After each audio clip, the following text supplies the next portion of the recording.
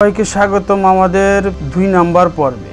আগের পর্বে বলেছিলাম পিয়ার পদ্ধতি কি, আজ খোলাখুলি বলবো।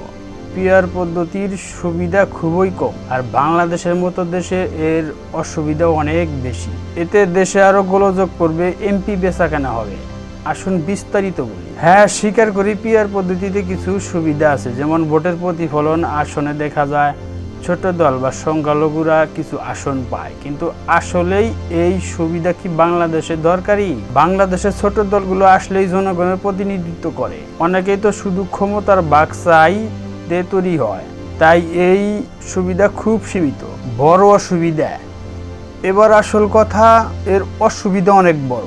ছোট ছোট দল সরকার গড়ার শর্ত দেবে, যৌথ সরকার হবে কিন্তু টিকবে না, মধ্যবর্তী নির্বাচন হবে বারবার, সরকার গঠনের জন্য ঘুষ লেনদেন চলবে, দলগুলো ভাঙবে, বিক্রি হবে, এমপি বেচাকেনা হবে প্রকাশ্যে। বাংলাদেশের রাজনীতি কি এখনই খুব স্বচ্ছ? নেতারা কি নীতি নিয়ে জোট করে? না, টাকা দিয়ে এমপি কেনে, পার্টি ফাটা। পিয়ার পদ্ধতি এই সুযোগ আরো বাড়িয়ে দেবে। আরেকটি সমস্যা, ছোট দলগুলো প্রধান দলকে জিম্মি করবে।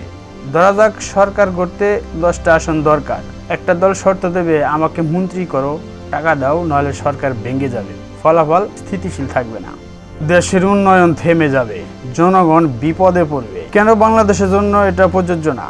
কেউ বলবে বিদেশে তো পিয়ার চলে। হ্যাঁ, নেদারল্যান্ড ও জার্মানিতে চলে, কারণ ওদের রাজনীতি শৃঙ্খলা আছে, দলগুলো নীতি ধরে রাখে, দুর্নীতি কম, জনগণ সচেতন। বাংলাদেশে কি সেটা আছে?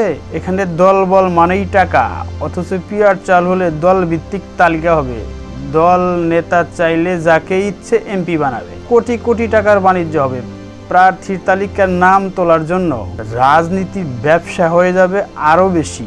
পিয়ার মানে সরাসরি প্রার্থীকে ভোট দেওয়া না, দলকে ভোট দিতে হয়। এতে এলাকার সাথে সম্পর্ক নষ্ট হয়, এমপি কারো কাছে দায়বদ্ধ থাকে না, কোনো উন্নয়ন হবে না। দলীয় নেতারা টাকার বিনিময়ে তালিকা বানাবে, এমপি হবে ব্যবসায়ী, গণতন্ত্র দূরে যাবে, রাজনীতিতে দালাল ঢুকবে। শেষ কথা বলি, পিয়ার পদ্ধতি কাগজে ভালো শোনালেও বাংলাদেশের জন্য ভয়ানক বিপজ্জনক। সুবিধা খুব সামান্য, কিন্তু অসুবিধা বিশাল। এতে রাজনীতিতে আরো দুর্নীতিগ্রস্ত হবে, সরকার জিম্মি হবে, এমপি বেচাকেনা হবে। বাংলাদেশের পিয়ার পদ্ধতি ঠিক না। আমাদের প্রয়োজন শক্তিশালী নির্বাচন ব্যবস্থা, সৎ রাজনীতি, জবাবদিহি। সবাইকে ধন্যবাদ। মতামত জানাতে বলবেন না। আমার মতামত হচ্ছে, আমি পিয়ার পদ্ধতির পক্ষে না।